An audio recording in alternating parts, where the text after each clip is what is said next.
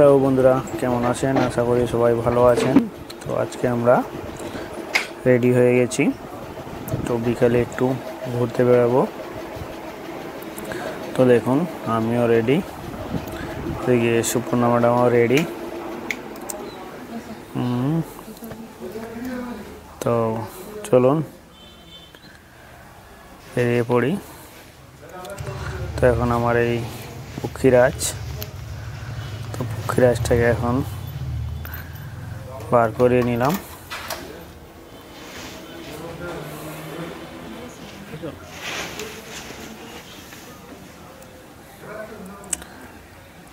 তো এখন আমরা যেতে শুরু করলাম। এই গ্রামের রাস্তা আমাদের।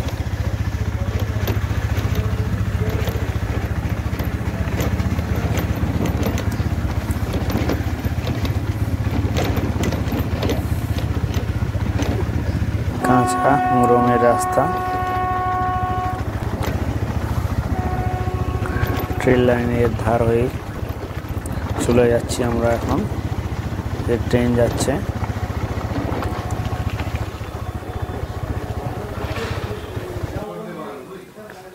তো আমরা এখন চলে এলাম কাঁসাই নদীর ধারে। এখানে একটা পাম্প হাউস আছে।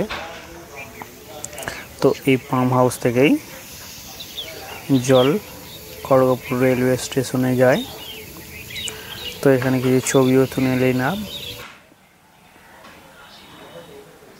পোস্ট দিচ্ছে। তো চলুন একটু উঠে আমরা জায়গাটা ঘুরে দেখে নিই এবং আপনাদেরকেও দেখিয়ে দিই জায়গাটা কত সুন্দর।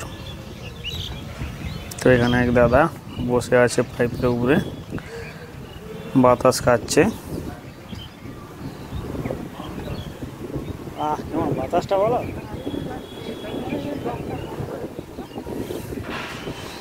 এই ভিউটা কিন্তু খুবই সুন্দর, দেখুন।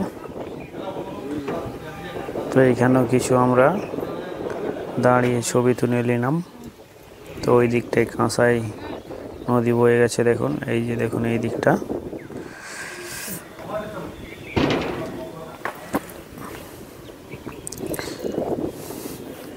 খুবই অসাধারণ দৃশ্য এটা।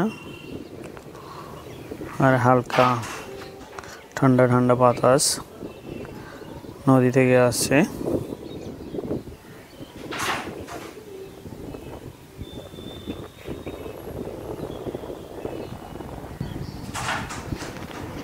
তো একটু আমরা এইদিকে পাম্প হাউসের চারদিকটা একটু আমরা ঘুরেও দেখে নিই।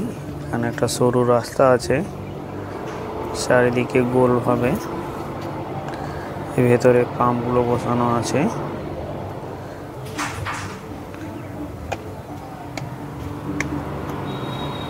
ভেতরটা অন্ধকার। এই কংসাবতী নদী, খুব সুন্দর জায়গা।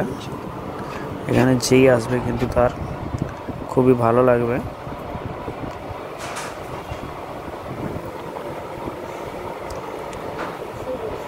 এই যে পাম্পগুলো দেখুন, এগুলো নদী থেকেই জল তুলছে।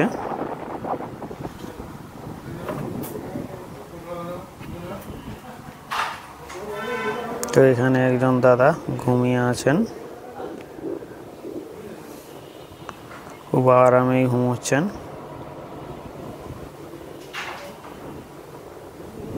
নদীর ওই পাড়টা মেদিনীপুর শহর।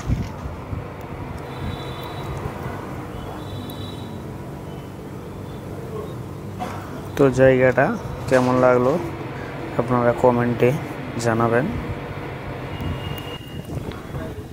তো এটা এখন আমাদের ঘোরা হয়ে গেল। তো আমরা এখন আবার নিচে নেমে যাব। প্লেসটা কিন্তু খুবই সুন্দর।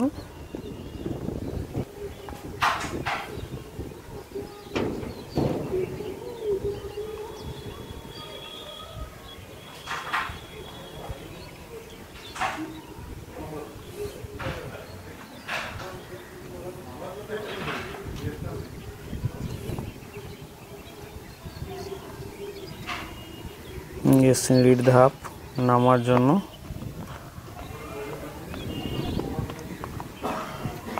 দেখে নামতে হবে কিন্তু, নাহলে স্লিপ করার চান্স আছে এখানে। এই যে দেখুন পাইপের সাহায্যে জল যাচ্ছে।